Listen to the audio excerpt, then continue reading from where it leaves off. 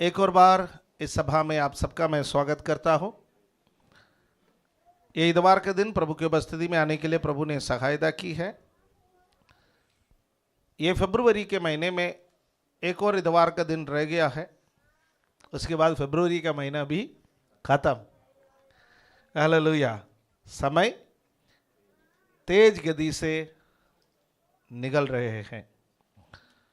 आज परमेश्वर का वचन से मनन करने के लिए पहला कोरिन्थी उसका 9 अध्याय उसका 16वां पद को हम पढ़ेंगे। पहला कोरिन्थी 9 अध्याय उसका 16वां पद को पढ़ करके हम आरंभ करेंगे। मिलकर के पढ़े।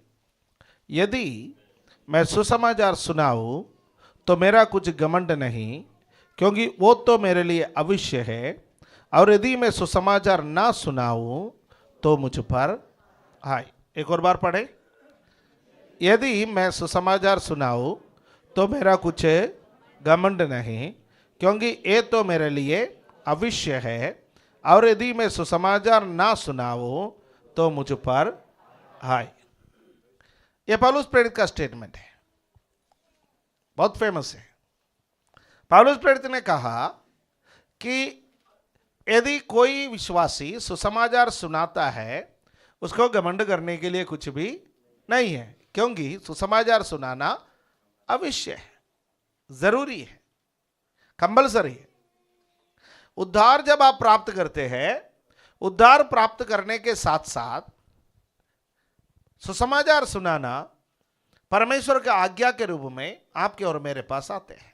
यह परमेश्वर की आज्ञा है, जिसके बारे में हम पिछले सप्ताह मनन कर रहे थे। प्रभु यीशु मसीह की अंतिम आज्ञा, जाओ सुसमाचार सुनावो, सब जाति के लोगों को चेला बनावो, उन्हें पिता पुत्र और पवित्र आत्मा का नाम से बपतिस्मा दो, और जो जो बातें मैंने तुम्हें मानने को सिखाया उन्हें मानने को सिखाओ।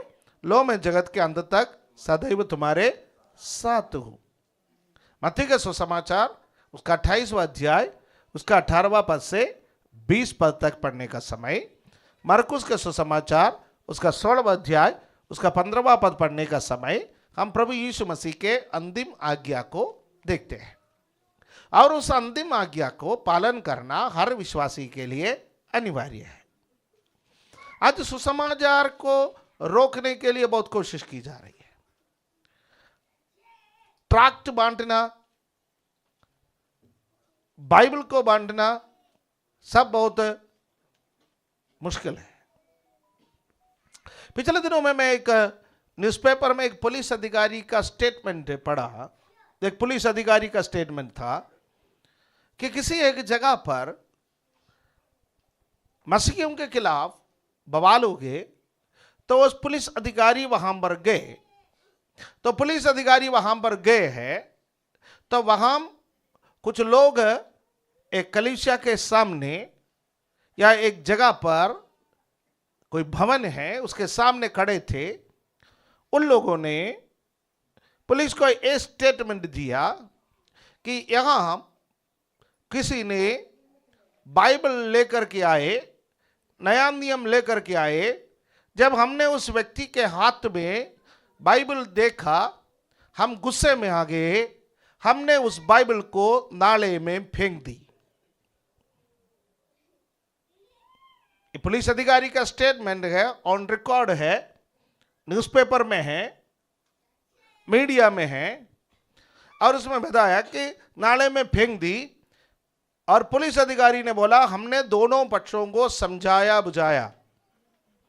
अब मैं आपसे पूछना चाहता हूं, इस देश में किसी और धर्म का ग्रंथ को कोई नुकसान पहुंचाए या उसका किसी भी एक पन्ना फाड़ दे या किसी एक पन्ने को क्षति पहुंचाए, इस देश में कितने आग जलेंगे? पर हजारों सुसमाचार के प्रतियों को इस देश में जलाए गए, इस देश में नाले में डाल दिए गए, फाड़ दिए गए। पर मसीह लोग कोई क्रोध में नहीं है, क्योंकि हमारा परमेश्वर इस कागज में बसा हुआ नहीं है। यह कागज है, आप इसको फाड़ दो, आप इसको जला दो, आप इसको नाले में डाल दो, आप इसको थोक के भाव पर नुकसान पहुंचा दो, हम आग बबूले नहीं हो जाएंगे, क्योंकि हमारा परमेश्वर इस कागज में नहीं बसता, हमारा परमेश्वर हमारा दिल में बसता है। किसी भक्त ने कहा, मेरे दिल के 1000 टुकड़े करके जमीन पर डाल दो, पर उनमें से हर एक टुकड़ा चिल्ला चिल्ला कर कहेंगे यीशु यीशु यीशु। हालेलुया, आमेन। प्यारों, परमेश्वर ने जब हमें उद्धार दिया, जब हमने बपतिस्मा लिया, जब हमने पवित्र आत्मा पाया, हमको एक आदेश साथ में मिला है, वो है सुसमाचार सुनाने का आदेश। और सुसमाचार अनुकूल परिस्थिति में सुनाओ, बाइबल में कहीं नहीं लिखा। जब मौका मिले तब सुनाओ, बाइबल में कहीं नहीं लिखा। हर परिस्थिति में हम सुसमाचार को सुनाएंगे, चाहे वो प्रार्थना का माध्यम से हो, चाहे वो गीत का माध्यम से हो, चाहे वो सभाओं का माध्यम से हो, चाहे वो बाइबल के माध्यम से हो, हर माध्यम से हर परिस्थिति में सुसमाचार को सुनाने के लिए हमें बुलाया गया है। पर आप और मैं चर्च नहीं बना सकते। क्यों नहीं बना सकते? क्योंकि हमें चर्च बनाने के लिए नहीं बुलाया गया। चर्च बनाने का जिम्मेवारी यीशु का है, सुसमाचार सुनाने का जिम्मेवारी हमारा, चर्च बनाने की जिम्मेवारी यीशु का। यीशु ने कहा, मैं अपनी कलीसिया को बनाऊंगा, I will build my church. मैं अपनी कलीसिया को बनाऊंगा, अधोलोक के फाटक उस पर प्रबल नहीं होंगे। आप और मैं सुसमाचार सुना सकते हैं, आप और मैं प्रार्थना कर सकते हैं, आप और मैं परमेश्वर के वचन का पालन कर सकते हैं, पर कलीसिया कौन बनाता है? यीशु। यदि कोई यीशु को रोक सकता है तो रोक दो। Hallelujah, hallelujah. आपको और मुझे कोई रोक सकता है, पर यीशु को कोई रोक सकता है तो रोक दो। वह सर्व सामर्थी परमेश्वर है। हालेलुया। इसलिए कोई किसी का कागज फाड़ने से, इसलिए किसी का बाइबल में नाले में डालने से, या किसी को बाइबल में नुकसान पहुंचाने से हम उतावले नहीं होते गए। हमें उतावला होने का जरूरत भी नहीं है। हमारा परमेश्वर सामर्थी है, अपने आप देख लेगा। हालेलुया, आमेन। अपने आप देख लेगा। प्रेरितों का काम उसका 7वां अध्याय में एक खूबसूरत वर्णन है। वो खूबसूरत वर्णन है स्तिफानोस का प्रचार। और स्तिफानोस का प्रचार के बाद स्तिफानोस की हत्या किया जाता है। स्तिफानोस की हत्या किया जाता है। और स्तिफानोस का हत्या करने के लिए उसको घसीट करके ले आता है, उसको बागर ले जाता है। बागर ले जाकर के उस पर पथराव किया जाता है, उसको पत्थर से मार डालता है। जब उसको पत्थर से मार डालता है, परमेश्वर उसको दर्शन देता है। आसमान खुला हुआ है, यीशु पिता के दाहिने खड़ा हुआ है। जब यीशु के परिवार में हमने जन्म लिया, जब परमेश्वर के राज्य में हम जन्म लिया, हालेलुया, आमेन, वो मेरे लिए एक जन्म सिद्ध अधिकार मिला है। मैं सुसमाचार को सुनाऊंगा। ओके, सुसमाचार यदि मैं सुनाता हूं तो मुझे घमंड करने के लिए नहीं, क्योंकि ये मेरे लिए आवश्यक है, एक दबाव है मेरे ऊपर, ये आज्ञा है। यदि मैं सुसमाचार ना सुनाऊं तो मुझ पर है, दैट मीन मैं बड़े संकट में हूं। सुसमाचार नहीं सुनाने वाले विश्वासियों, आप संकट में हैं। सुसमाचार नहीं सुनाता है तो परमेश्वर हमारा न्याय करेगा।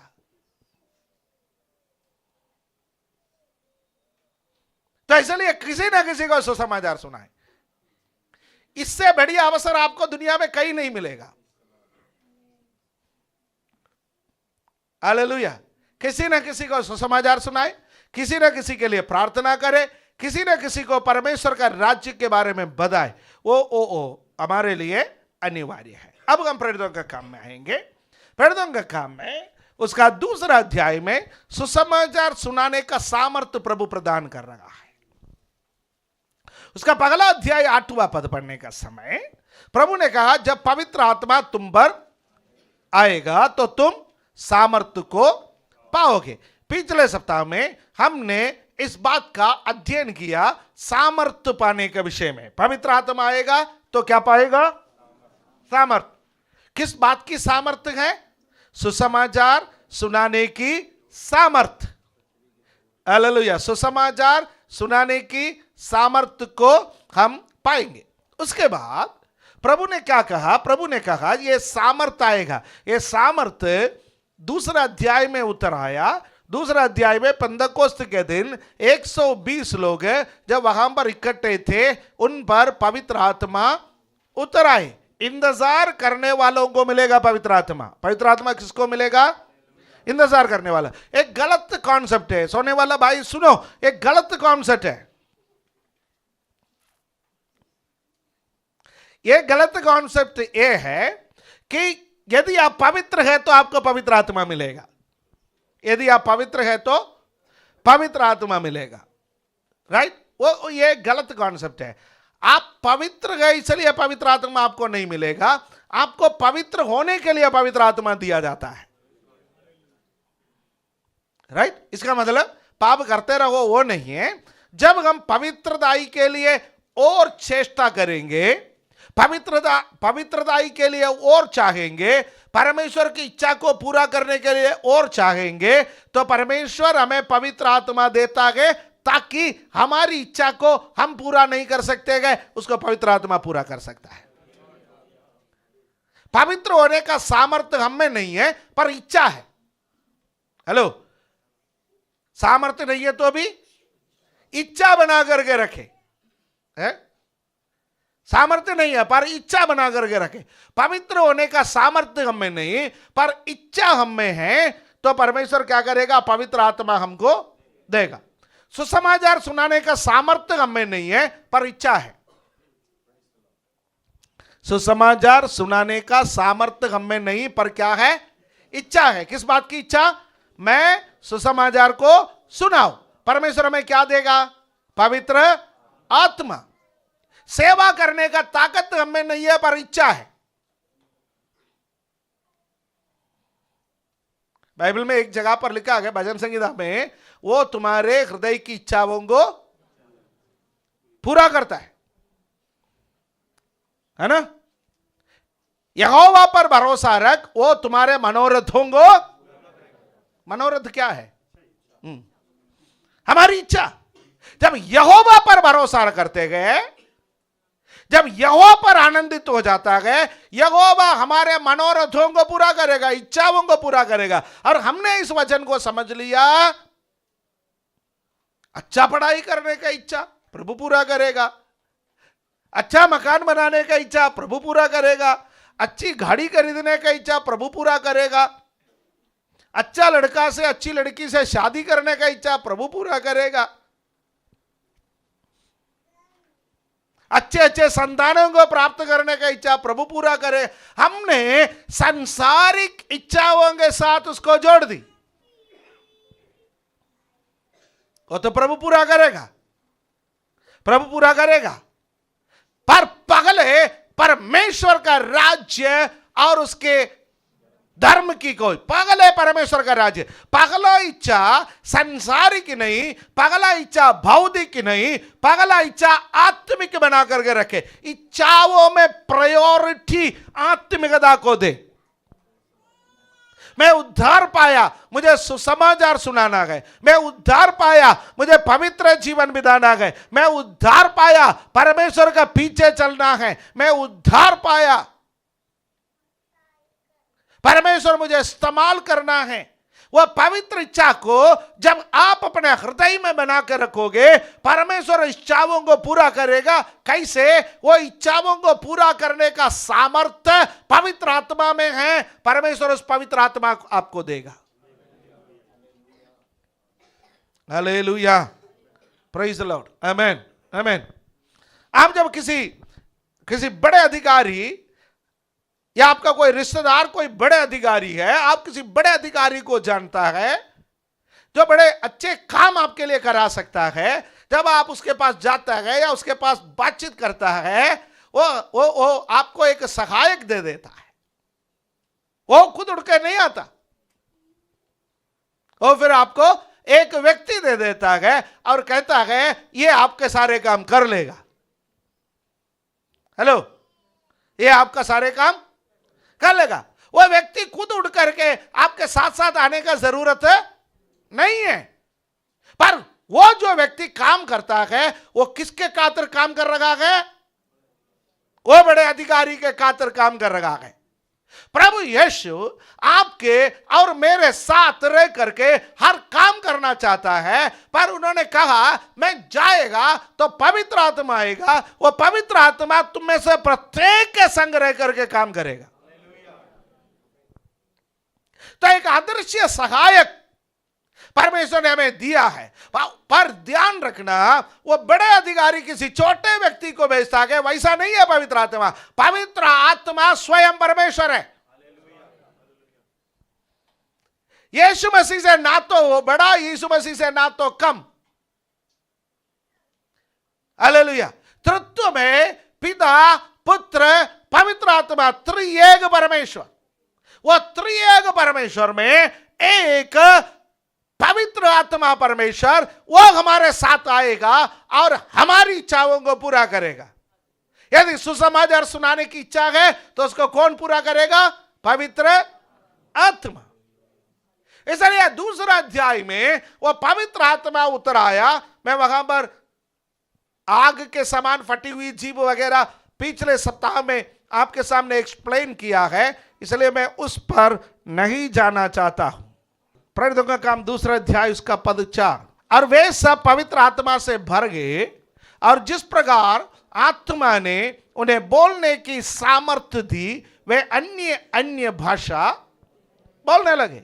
वे अन्य अन्य भाषा बोलने लगे। मैं पिछले सप्ताह इस पर टिप्पणी किया है कि अन्य भाषा बोलना पवित्र आत्मा का प्रत्यक्ष लक्षण है, पर एकमात्र लक्षण नहीं। राइट? जब लोग पवित्र आत्मा में आराधना किया, लोग पवित्र आत्मा में आराधना किया है, तो लोगों को लगा, क्या लगा कि उसका 13वां पद में लिखा है, वहां पर बहुत सारे लोग इकट्ठे हो गए। वे लोगों को लगा, लोग उसके, परंतु दूसरों ने उपहास करके कहा वे तो नई मदिरा के। पवित्र आत्मा में नशा है। पवित्र आत्मा में क्या है? नशा। लोग नशा करते हैं। क्यों करते हैं? किसी किसी से पूछना आप नशा क्यों करते हैं? वो कहते हैं कि मैं अपना गम भूल जाऊं, मुझे बहुत सारे दुख है, कर्जे का बोझ है, दुख है, परिवार का दुख है, बच्चों का दुख है, मकान का दुख है, बड़े बहुत सारे दुख है। विश्वासियों, हमारा दुख भूलने के लिए हमें पीने की जरूरत नहीं है। हमारा दुख भूलने के लिए हमें नशा करने की जरूरत नहीं है। हमें एंजॉयमेंट के लिए भी नशा करने की जरूरत नहीं है। कुछ लोग आज एंजॉयमेंट के लिए नशा करते हैं।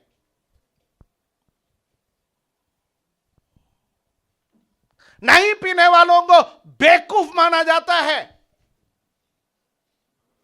नहीं पीने वालों को या नशा नहीं करने वालों को उल्टा सीधा बोलने वाला एक जमाने में हम जीवन बिता रहे। हमारे कॉलेज में पढ़ने वाले बच्चे, हमारे स्कूल को मैंने छोड़ दिया, हमारे कॉलेज में पढ़ने वाले बच्चे, हमारे नौकरी करने वाले बच्चे, खास तौर से एमएनसीज में नौकरी करने वाले बच्चे, उनके ऊपर बहुत दबाव है। पर ये दुनिया एक बात नहीं जानते, हमें कोई नशे की जरूरत नहीं है, क्योंकि जब पवित्र आत्मा आता है यह एक आत्मिक उन्माद में हमें ले जाता है। आत्मिक उन्माद। नशा आपको शारीरिक उन्माद में ले जाता है, पवित्र आत्मा आपको कहां पर ले जाता है? आत्मिक उन्माद में। इसलिए बाइबल में लिखा है आत्मिक उन्माद से भरे रहो। आत्मिक उन्माद से भरे रहो। एफेसियों का पत्री में इसके विषय में क्या लिखा है जरा देख करके वापस आएंगे। एफेसियों का पत्री अध्याय 5 उसका 18वां पद से, अध्याय 5 का 18वां पद से, यहां पर आत्मिक नशे के विषय में लिखा है। यदि मैं नशा नशा बोल करके जाऊं और बाइबल में कहां लिखा है उसके बारे में ना बोलो तो आप खुद कंफ्यूज हो जाएंगे कि आपको लगेगा कि मैं बना बना करके बोल रहा हूं। राइट है? देखिए यहां पर, और दाखरस से मतवाले ना बनो क्योंकि इससे लुचपन होता है, पर पवित्र आत्मा से परिपूर्ण होते जाओ। दुनिया दाखरस से मतवाले होना चाहता है, पर दाखरस से जब मतवाले हो जाता है, फिर आप क्या बोलता है, फिर आप क्या सोचता है, फिर आप क्या करता है, आपके कंट्रोल में नहीं है। इसलिए वहां पर लिखा है, आपकी बोली से, आपका करने से, आपका सोचने से लुचपन उत्पन्न हो जाता है। उसके बाद दुनिया आपको एक नाम दे देंगे,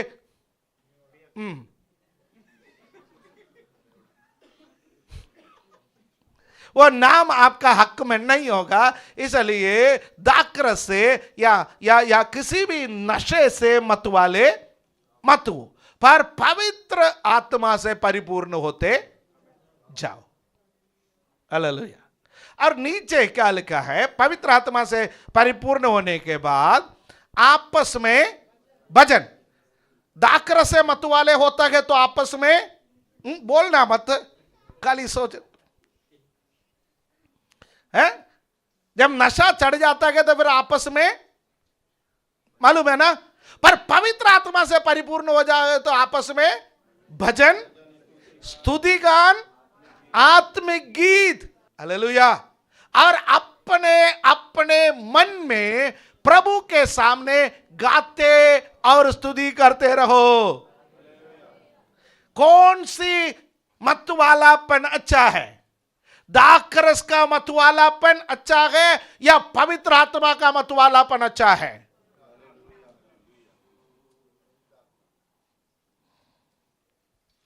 एक पुराना गाना ना, लोग गाते थे ना, लोग पीते हैं मैं तो पीता हूं गिरता नहीं। पर आज मसीह लोगों को गिराने में फिला रहा है। नहीं गिरे तो कुछ हुआ नहीं है। पादरी कोट घुमाए तो सब गिरे, नहीं है तो फिर पास्टर में सामर्थ्य क्या है? पास्टर रूमाल उछाले तो लोग गिरे, नहीं है तो सामर्थ्य क्या है? याद रखिए, जब आप पवित्र आत्मा से भरते हैं, पवित्र आत्मा का नशा आप में आता है, तो उसका निशानी यह नहीं है कि आप गिर गए। उसका निशानी यह नहीं है आप कीड़े मकोड़े के समान तड़प रहे हो।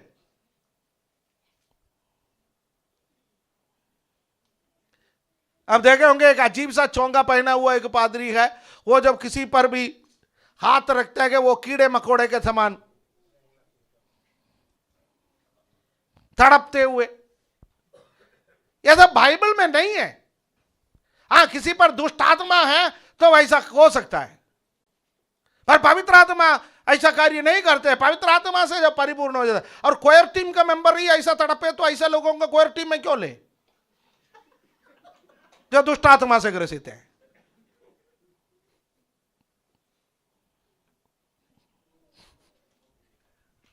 नहीं, सोच लीजिए, मैं तो ऐसा बोल दिया। मेरा बोलने से क्या होता है? आपका सोचने से कुछ होता है।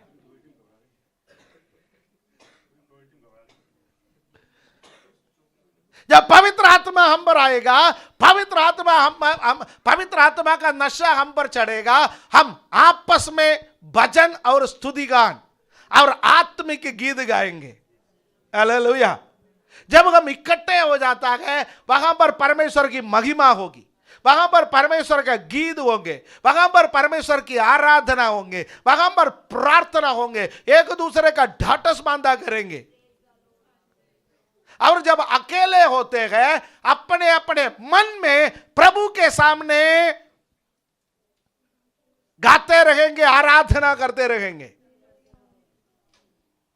हेलो, हमें से कई लोग अच्छे हैं। इतवार के दिन ये चार दीवारी के अंदर आने के समय आत्मिक गीत, भजन, स्तुति, आराधना, ताली बजाना, नाचना, अन्य भाषा बोलना। जब अकेले होते हैं, जब आप अकेले विश्वासी होते गए, बाकी सब अविश्वासी होते गए, मुंह से कौन सी भाषा निकलते, किस प्रकार का लैंग्वेज हम इस्तेमाल करते हैं, किस प्रकार हम व्यवहार करते गए। जब हम अकेले होते गए तो हमारे हृदय में प्रभु के लिए गाना, स्तुति करना चलता गया या नहीं। तो मैं समझ गया ना, दो नशा है, एक संसारिक है और दूसरा आत्मिक है। इसमें कौन सी अच्छा है चुनने का अधिकार आपके पास है। जबरदस्ती हम नहीं चुना सकते, आपके पास अधिकार है। आपको कौन सी अच्छा लगता है वो ले लीजिए। ओके, अगला वचन 20। और सदा सब बातों के लिए हमारे प्रभु यीशु मसीह के नाम से परमेश्वर पिता का धन्यवाद करते रहो। That's all. हालेलुया, आमेन, आमेन। सदा परमेश्वर का धन्यवाद करते रहे। और एक और वचन पढ़ेंगे 21 और मसीह के भय से एक दूसरे के विश्वासियों, परमेश्वर के भक्तों, हमें एक दूसरे के अधीन रहना है। एक दूसरे के अधीन रहना है। मुझे समझना है मैं इस भाई के अधीन हूं, मैं इस बहन के अधीन हूं। जब मैं किसी की अधीनता में रहेंगे, वो यदि कुछ चुभने वाली बात भी कहेंगे तो मुझे माइंड करने की जरूरत नहीं है। हम एक दूसरे के अधीन है। जब हम एक दूसरे के अधीन है तो कोई हमें समझाता है तो हम समझेंगे उसका अधिकार है मुझे समझाने का, क्योंकि मैं आत्मिक रूप से मैं उसके अधीन हूं। पर हमारा एक प्रॉब्लम है, यदि हमारा पसंद नहीं आने वाले बात यदि किसी ने कह दिया तो हम पूछते तेरे खर्चे पर मैं जी रहा हूं। मैं अपना कमाता हूं, अपना खाता हूं, तू अपना कमाता अपना खाता, तू अपने घर में, मैं अपना घर में। ये देखिए, पत्री बहुत मुश्किल है। पत्री का बातों को मानना बहुत मुश्किल है, लेकिन मसीहत का सबसे इंपॉर्टेंट चीजें पत्री में ही लिखा है। ना सुसमाचार में है, ना प्रेरितों के काम में है, ना पुराना नियम में है, ना भजन संहिता में है, ना नीति वचन में है। क्योंकि कलीसिया बनने के बाद लिखे हैं पत्री, बाकी सब उससे पहले लिखे हैं। विश्वास जीवन शुरू करने के बाद लिखे गए पत्र। इसलिए विश्वास जीवन में आने वाला समस्याओं को पवित्र आत्मा ने समझा करके परमेश्वर ने अपने प्रेरितों के द्वारा पत्रियां हमारे लिए लिखवाया है। अब प्रेरित 1:8 में आकर के मैं समाप्त करूं, फिर मैं ये सब्जेक्ट को यहां छोड़ करके हमारा मूल सब्जेक्ट पर अगला इतवार के दिन से यदि प्रभु चाहेंगे तो वापस जाएंगे। 1:8 परंतु जब पवित्र आत्मा तुम पर आएगा तुम सामर्थ्य पाओगे। यहां तक हमने देख लिया। यरूशलेम, सारे यहूदिया और समरिया में और पृथ्वी के छोर तक मेरे गवाह बनोगे। प्रभु यीशु मसीह का गवाह बनने का कोई सीमा नहीं है। पृथ्वी के छोर तक मैदान हमारे लिए खुला हुआ है। पर मैं आपसे एक बात कहना चाहता हूं, हर एक व्यक्ति का पृथ्वी का छोर, उसका व्याख्या उसको स्वयं करना है। कितने लोग इस संसार में ऐसे हैं जो एक गांव में पैदा हुआ, कभी उस गांव के बाहर ही नहीं गए, या उस गांव के आसपास के गांव में गया होगा। मैं एक यदि कह दो, एक डिस्ट्रिक्ट ले लीजिए, एक जिला में पैदा हुआ, उस जिला के बाहर नहीं गए, उस जिला में अपना जीवन को समाप्त कर दिए। उसके लिए पृथ्वी का छोर क्या है? वो जिला है। उसके लिए पृथ्वी का छोर यानी the end of the earth, वो अपना जिला से बाहर नहीं गए, वो जिला है। किसी के लिए उसका स्टेट है। एक स्टेट में, एक राज्य में जन्म लिया, उस राज्य के बाहर कभी नहीं गए। दूसरा भाषा बोलने वाला राज्य में या अपना राज्य का सीमा से कभी बाहर नहीं गए, तो उसके लिए एंड ऑफ द अर्थ उसका राज्य है। और कुछ लोग भारत में जन्म लिए, भारत के कई राज्यों में गए, उसके लिए end of the earth Bharat है। उसने कभी पासपोर्ट नहीं बनाया, कभी वीसा के लिए अप्लाई नहीं की, कभी बाहर जाने के लिए कोशिश नहीं की, या उसको मौका नहीं मिला। वो इस देश में जन्म लिए, इस देश में घूमते रहे, इस देश में उसने अंतिम सांस ले ली, तो उसके लिए एंड ऑफ द अर्थ ये देश है।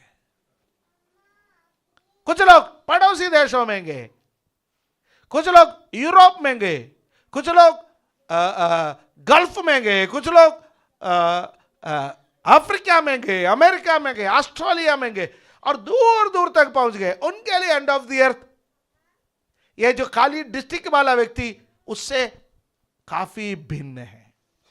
मैं आपको नहीं कह सकता आपकी एंड ऑफ द अर्थ, आपकी पृथ्वी की चोर क्या है, वो आपको स्वयं निर्धारित करना है। पर आपको एक काम करना है, आपकी एंड ऑफ द अर्थ, आपकी पृथ्वी के चोर तक पहुंचने के लिए आपको यरूशलेम से कुछ आरंभ करना है। यरूशलेम वो स्थान है जहां पर फिलहाल आप हैं। आपका जन्म कहीं का भी हो गया होगा। प्रभु यीशु मसीह के चेले कोई यरूशलेम के नहीं थे, गलील के थे या उसके आसपास के थे, पर अब वो यरूशलेम में है। और यीशु ने कहा यरूशलेम में जहां आप है सुसमाचार वहीं से सुनाना आरंभ कीजिए। अपना मित्रों के साथ, अपना परिवार के लोगों के साथ आप सुसमाचार को सुनाना आरंभ करें। उसके बाद आपको कहां जाना? यहूदिया। यहूदिया यरूशलेम के नजदीक का इलाका है, आसपास का इलाका है। उसके बाद आपको कहां जाना? सामरिया। सामरी वो जगह है जगह यहूदी लोग नफरत करते हैं, आपका बिरादरी का नहीं है। हो सकता है आपके बिरादरी से दुश्मनी रखने वाला कोई बिरादरी हो सकता है ऐसा जगह में आपके लिए अनुकूल माहौल नहीं है, वो आपका सामरिया है, जहां आपके लिए विरोध हो सकता है। आपको सामरिया में भी सुसमाचार सुनाना है और फिर देखना है पृथ्वी पर मेरे पहुंच का कौन सी जगह बचा है मुझे सुसमाचार सुनाने के लिए, वहां पर। तो प्रेरित 1:8 हमारे लिए कहते हैं पवित्र आत्मा जब आता है सबसे पहले सुसमाचार का प्रचार कहां से शुरू करें? यरूशलेम से। यदि आप यरूशलेम से शुरू करेंगे आप कामयाब हो जाएंगे। पर एक बात ध्यान रखना, कोई भी भविष्यवक्ता अपना देश में सम्मानित नहीं है, फिर भी यरूशलेम से शुरू करना है। यीशु मसीह ने अपना प्रचार का आरंभ कौन सी जगह से शुरू की? नासरत में। और उस नासरत का खासियत क्या है? जहां पर उसने अपना जीवन को बिताया, जहां पर वो पाला पोसा गया था। यीशु का जन्म कहां पर हुआ है? बेथलेहम में। जन्म बेथलेहम में हुआ, पालन पोषण कहां पर हुआ? नासरत में, जहां का आराधनालय में वो लगातार जाता था और वहां पर उसने अपना सेवकाई का आरंभ किया है। वो उसका यरूशलेम था। आपका और मेरा यरूशलेम, यदि आपको दिल्ली में रखा है, दिल्ली आपका यरूशलेम है। आप जहां का है वहीं से आपको क्या करना पड़ेगा? शुरू करना पड़ेगा और धीरे धीरे प्रभु आपको बढ़ाएंगे, आपको आगे बढ़ेंगे। कलीसिया, क्या हम समर्पण कर सकते हैं कि प्रभु जैसा मुझे मौका देंगे मैं सुसमाचार का काम करने के लिए तैयार हूं। माइक लगाकर प्रचार करने के लिए मैं नहीं बोल रहा हूं, माइक लगा करके प्रचार करने के लिए नहीं बोल रहा हूं। हो सकता है कि आपको कुछ नहीं आता, पर इतना तो आप बोल सकते हैं यीशु ने मेरे जीवन को बचाया, मैं इस परिस्थिति में था, प्रभु ने मेरे जीवन को बदला। आपका जीवन को भी प्रभु बदल सकता है। Hallelujah, hallelujah. अपने आंखों को बंद करें।